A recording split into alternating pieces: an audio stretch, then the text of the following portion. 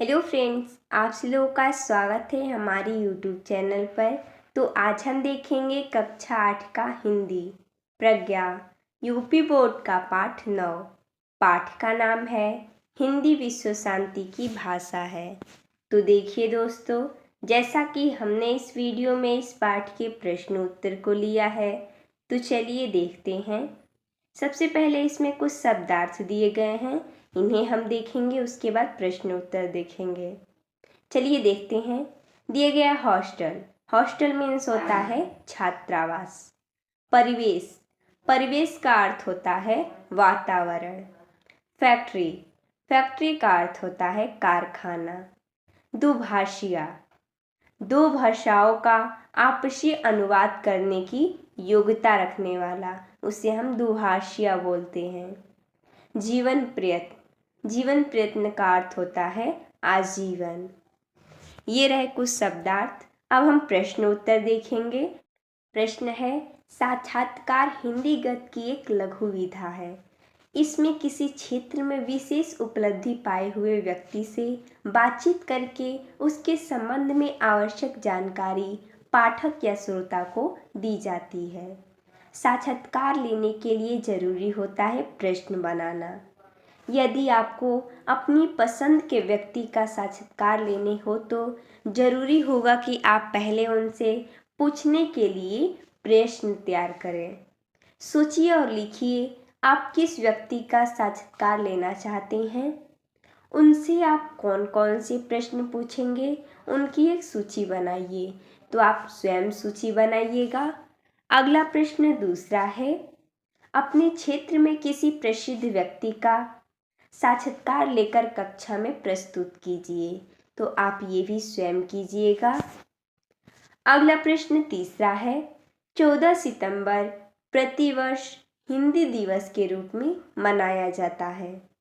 पता लगाइए कि हिंदी दिवस 14 सितंबर को ही क्यों मनाया जाता है। इसका उत्तर हो जाएगा, 14 सितंबर को प्रतिवर्ष हिंदी दिवस मनाया जाता है क्योंकि इसी दिन 1949 में भारत की संविधान सभा ने हिंदी को देवनागरी लिपि में भारत की आधिकारिक भाषा के रूप में अपनाया था। अगला प्रश्न है विचार कल्पना से। प्रश्न नंबर 1 है, यदि पेड़ पौधे और जीव जंतु भी बोलने में सक्षम होते तो वे हमसे अपनी कौन सी चिंताएं जताते, आप उनसे क्या बातें करते। तो जैसा कि हमने यहाँ पर लिखा है कि पेड़ पौधे और जीव जंतु का भाषा बोलने में सक्षम होना कल्पनातीत है, यानी इनका बोलना हम सिर्फ कल्पना ही कर सकते हैं। अगर पेड़ पौधे बोलने लगते तो बोलते कि हमें काटो मत, जीव जंतु बोलते हमें नष्ट मत करो, लेकिन हम सिर्फ कल्पना ही कर सकते हैं। अगला प्रश्न दूसरा है, हिंदी भारत की राष्ट्रीय भाषा है किंतु देश के अनेक प्रदेशों में इसके अतिरिक्त प्रादेशिक भाषाएं भी बोली जाती हैं। नीचे लिखी गई भाषाओं को उनके प्रदेशों से मिलान कीजिए। तो जैसा कि यहाँ पर कुछ भाषाएं दी गई हैं और यहाँ पर प्रदेशों का नाम दिया गया है, आप देख सकते हैं हमने यहाँ पर मिलान किया है।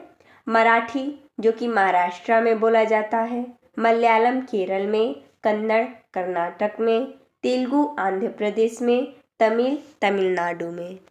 अगला प्रश्न है पाठ से। प्रश्न नंबर 1 है, साइजी माकिनो भारत कब और किस कार्य के लिए आए। इसका उत्तर हो जाएगा, साइजी माकिनो 36 वर्ष की उम्र में सन 1959 ईस्वी में गांधी जी के सेवाग्राम में पशु चिकित्सक के रूप में आए। अगला प्रश्न दूसरा है, साइजी माकिनो ने शांति निकेतन की क्या विशेषताएं बताई हैं। इसका उत्तर हो जाएगा, शांति निकेतन के प्राकृतिक सौंदर्य ने साइजी माकिनो को बहुत प्रभावित किया। शांति निकेतन का परिवेश इतना शांत था कि पुस्तकालय में बैठे घड़ी की आवाज़ सुनी जा सकती थी। शांति निकेतन में विश्व की तमाम संस्कृतियों को समाये रखने की क्षमता है। अगला है प्रश्न तीसरा, साइजी माकिनो को ग्वालियर की बिरला फैक्ट्री में क्यों जाना पड़ा। इसका उत्तर हो जाएगा, ग्वालियर में जापानी तकनीक से बिरला फैक्ट्री लगाई गई। जापानी इंजीनियर हिंदी नहीं जानते थे और फैक्ट्री मजदूर जापानी भाषा से अनभिज्ञ थे। अतः साइजी माकिनो वहाँ दुभाषी के रूप में गए। जैसा कि शब्दार्थ में हमने पढ़ा, दुभाषी का अर्थ होता है जो दो भाषाओं का ज्ञानी हो या जो दो भाषाओं को आपस में परिवर्तन करके बता सके। यानी कि जो मजदूर थे उन्हें जापानी भाषा नहीं आती थी और जो इंजीनियर थे उन्हें हिंदी नहीं आती थी, लेकिन साइजी माकिनो दुभाषीय थे, यानी इनको दोनों भाषाएं आती थी।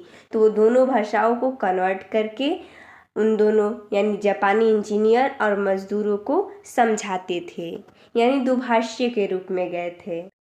अगला है साइजी की क्या कामना है। इसका उत्तर हो जाएगा साइजी की कामना है कि हिंदी विश्व शांति की भाषा बने और वह जीवन प्रयत्न इससे जुड़े रहें। अगला है जापान में हिंदी की क्या स्थिति है। इसका उत्तर हो जाएगा जापान में हिंदी का बहुत सम्मान है। ओसाका और टोक्यो में बीए और एमए स्तर तक हिंदी पढ़ाई जाती है। जापान में संस्कृत शब्द भरे पड़े हैं। अगला प्रश्न है साइजी ने पाठकों को कौन सा संदेश देना चाहा है। इसका उत्तर हो जाएगा साइजी का पाठकों के लिए संदेश है कि अपने देश को आगे बढ़ाने के लिए अपनी भाषा और संस्कृति ही काम आती है। अगला प्रश्न 7वां है हिंदी भाषा के क्षेत्र में कुछ जापानी लेखकों ने कार्य किए हैं। स्तंभ क में कार्य एवं स्तंभ ख में उनके नाम लिखे गए हैं, उनका सही मिलान कीजिए। तो जैसा कि यहाँ पर स्तंभ क में कार्य दिए गए हैं और स्तंभ ख में नाम दिए गए हैं, हमें मिलान करना है। तो जैसा कि यहाँ पर हमने मिलान किया है, कार्य है भीष्म साहिनी के तमस का जापानी अनुवाद। तो किसने किया था? तो प्रो ताशियोतनाका ने। अगला है हिंदी शब्दकोश व गांधी जी की आत्मकथा का अनुवाद। तो प्रो कोगा ने। अगला है हिंदी नाटक लेखन और मंचन। तो प्रो मिजुकानी ने। अगला है हिंदी साहित्य का काम। तो प्रो साकात ने। टोक्यो विश्वविद्यालय में हिंदी विभाग की स्थापना। तो प्रोदोई ने। और चित्रलेखा का जापानी अनुवाद। तो साइजी माकिनो ने। अगला है भाषा की बात से प्रश्न नंबर 1 है भाषा के सौंदर्य से संबंधित निम्नलिखित वाक्यों को ध्यान से पढ़िए। तो चलिए हम वाक्यों को ध्यान से पढ़ते हैं। समझ नहीं आता कि गुरुदेव के व्यक्तित्व ने वातावरण को इतना सुंदर बना दिया है, या इतने शांत वातावरण ने ही गुरुदेव जैसे महापुरुष की रचना की है। और दूसरा है समझ नहीं आता कि आपकी महानता ने आपको इतना सुंदर बना दिया है या आपकी सुंदरता ने आपको महान बना दिया है। तो यहाँ पर दिया गया है कि इसी प्रकार से किसी व्यक्ति, वस्तु या स्थान की दो विशेषताओं को लेकर दो वाक्यों की रचना कीजिए। तो जैसा कि हमने यहाँ पर वाक्य बनाया है, 2 वाक्य बोला था, तो पहला वाक्य हो जाएगा समझ नहीं आता कि सत्य और अहिंसा की पूजा से गांधी जी महान बने या गांधी जी की महानता से सत्य और अहिंसा का प्रचार हुआ। दूसरा है समझ में नहीं आता कि कुतुब मीनार दिल्ली में होने के कारण प्रसिद्ध है या दिल्ली कुतुब मीनार के होने से प्रसिद्ध है। अगला प्रश्न दूसरा है शांति में निकेतन जोड़कर शांति निकेतन बना है। इसी प्रकार शांति में अन्य शब्दों को जोड़कर 3 नए शब्द बनाइए। तो जैसा कि हमने यहाँ पर बनाया है, शांति में दूत जोड़ा है तो बन गया है शांति दूत, शांति में सदन जोड़ा है तो बन गया है शांति सदन, और शांति में भवन जोड़ा है तो शांति भवन। 3 नए शब्द बोला था, तो जैसा कि हमने यहाँ पर बना दिया है।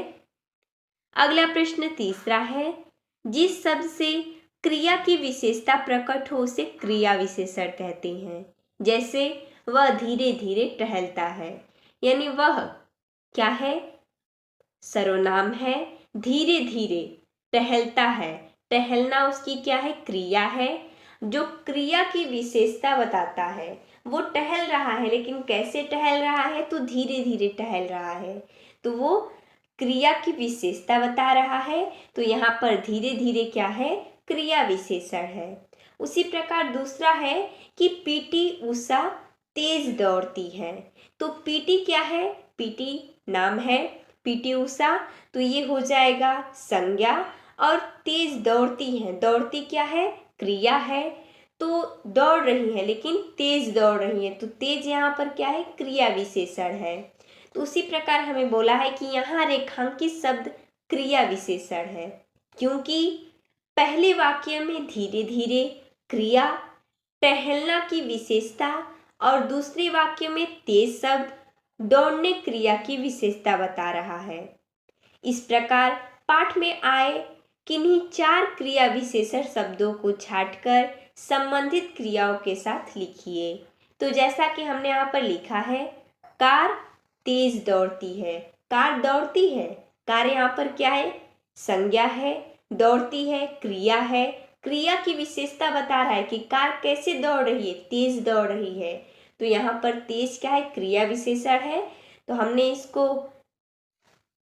लाइन भी कर दिया है ताकि पहचान में आ जाए कि कौन सा क्रिया विशेषण है।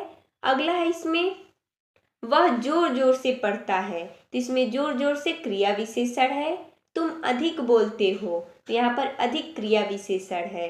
वह सुंदर लिखती है, तो वह लिखती है लेकिन कैसे लिखती है, तो सुंदर लिखती है, यानी जो वो लिख रही है, जो उसका क्रिया है, उसका विशेषता बता रहा है सुंदर।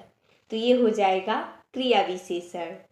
तो देखिए दोस्तों, जैसा कि इसमें इतना ही प्रश्न दिया गया था। तो मिलते हैं तब तक के लिए धन्यवाद दोस्तों।